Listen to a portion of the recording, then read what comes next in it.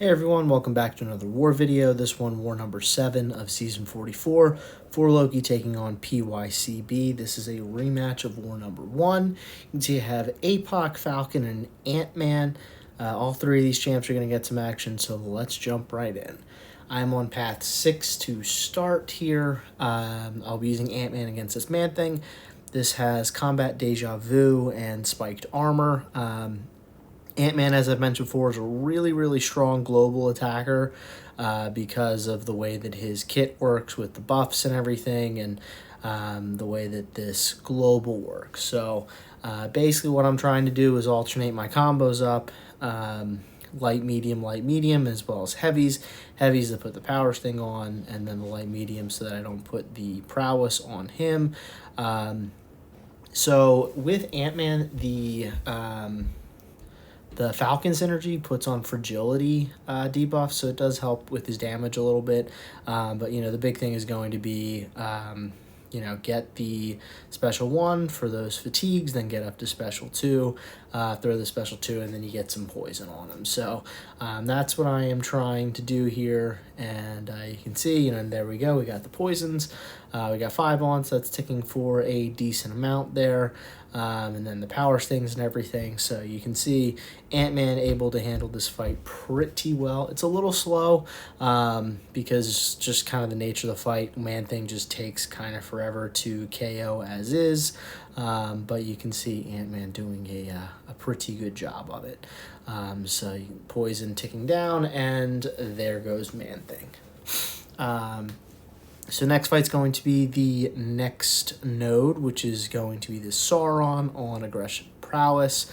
I'll be using Apoc. You can see I don't have cable, so I'll be ramping up Apoc by fighting this mutant champ. This node is just classic Apoc, where I'm power start 1, get to special 2, and try to nuke it. So there it is, special 2. Does a decent amount of damage here. I like pushing Sauron to his special 2 if I can, because you just kind of need to outrange it, and then you're okay. You can see here, though, he's not really wanting to throw a special. He finally does. He's now unblockable, but that's okay. I'm just going to throw my special 2 and wait out the rest of his unblockable. With Sauron, whenever he's unblockable, you just want to kind of stay close to him. Here, though, he does throw the special 1. I'm able to dodge it. And then I throw the striker into the special 2, and that's enough for Sauron. So Apoc able to rip through that fight relatively clean. So in section 2, I will be on path 7. So I'll be using Falcon for this thing. Falcon just turns off things, so it's really just a matter of not getting really like pushing the special 3 or doing something stupid like that. This node does have make a stand, so I do have to knock him down to take that protection off. And then, you know, as long as I'm hitting him while he's locked on, he's not getting rock stacks, he's not doing anything like that. The power start 1 was still on from the previous fight, so that's, you know, I get to the special 2 pretty quick. Here I just hit a couple times, the protection goes back on, and my lock-on falls off. The Ant-Man synergy does extend the lock-on duration, so my Falcon is obviously 7-star unduped, but the Ant-Man synergy basically makes it so that he's duped from his lock-on perspective, so it does last a little bit longer, which is nice. But, you know, with this fight, like I said, I mean, it's really just a matter of don't push him to special 3, try not to get trapped in the corner, and just throw your special 2 when you're locked on. Yeah, so here, you know, I'm, again, just waiting for locked on to come back, but he's getting pretty aggressive, and of course now I'm trapped in the corner. Thankfully I didn't throw a heavy or anything there. That's where it could have got a little bit weird. But, you know, here I am able to throw the special 2. It does a pretty good amount of damage, and 1 combo into the striker, and Falcon able to take out that thing. So next fight is going to be Apoc. It's going to be Apoc against Kingpin. Apoc completely turns off this node. So it's just a standard Apoc versus Kingpin fight.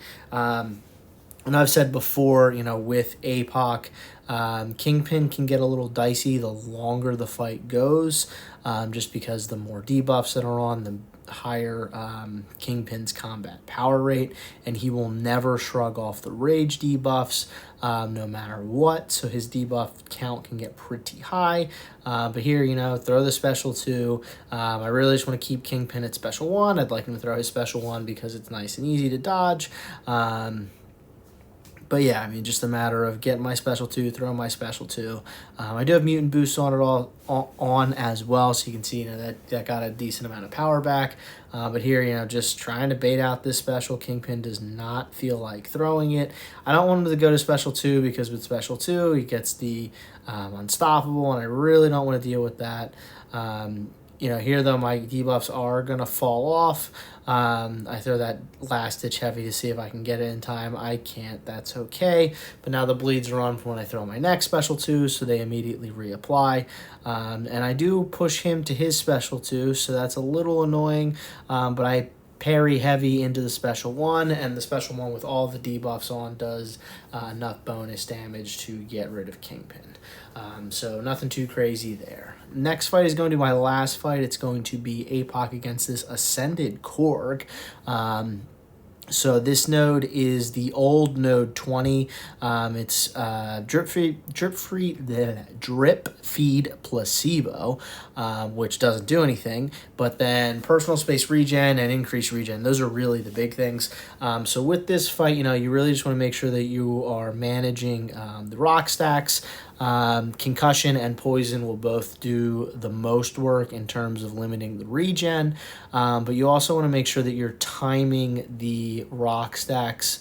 So here, that last step, I threw into the rock stack, and then of course, I get hit because I miss a parry. So, I did take damage there that I wasn't really too happy to take, but that's okay.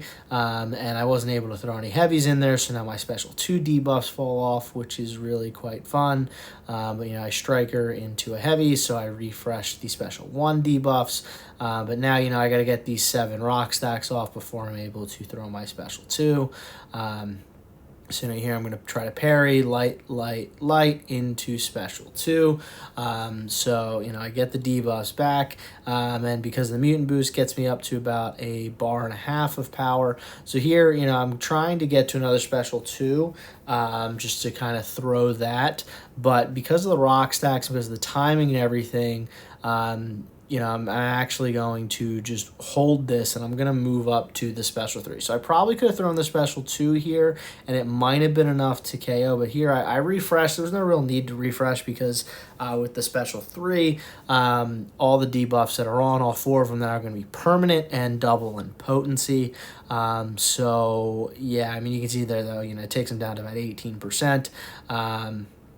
At this point, just going to punish the special 1. And I throw my own special 1. I could have strikered into special 1, which is probably technically the safer way to do it, but Apoc, plenty of damage there. And yeah, there goes that Ascended Korg. So 5 fights for me in this one, able to get through all of them.